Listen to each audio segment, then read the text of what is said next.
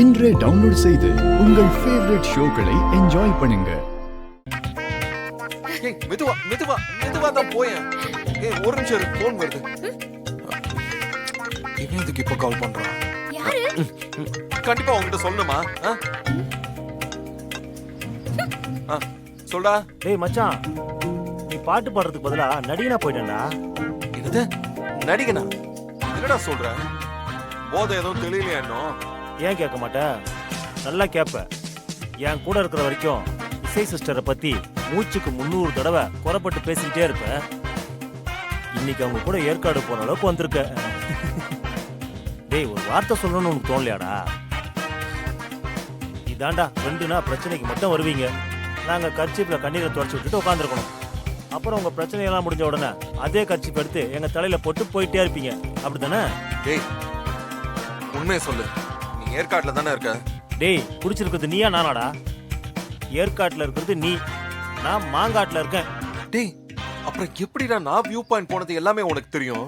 முதல்ல உன்னோட சோஷியல் மீடியாவை திறந்து பாரு. இசை சிஸ்டர் நீங்க ஜோடியா இருக்கிற போட்டோவை போட்டிருக்காங்கடா. சும்மா சொல்லக்கூடாது மச்சான், உங்க ஜோடி பொறுத்ததுக்கு லைக்ஸ் அள்ளுது. என்னோட போட்டோவை சோஷியல் மீடியால போட்டாளா? டேய் நீ போன வைடா, நான் அப்புறமா பேசுறேன். என்னாச்சு? டேய் போட்டோ எடுத்து என்ன பண்ண? போட்டோ எடுத்து என்ன பண்ணுவாங்க? என்னோட ப்ரொஃபைல்ல அப்லோட் பண்ணேன். ப்ரொஃபைல்ல உன் போட்டோவை போடணும். எதுக்கு ஏன் போட்டோவை போட்ட? இது என்ன கொடுமையா இருக்கு? என் புருஷன் கூட எடுத்த போட்டோவை நான் போட்டேன். அதுக்கு என்ன கேள்வி எல்லாம் கேக்குறீங்க?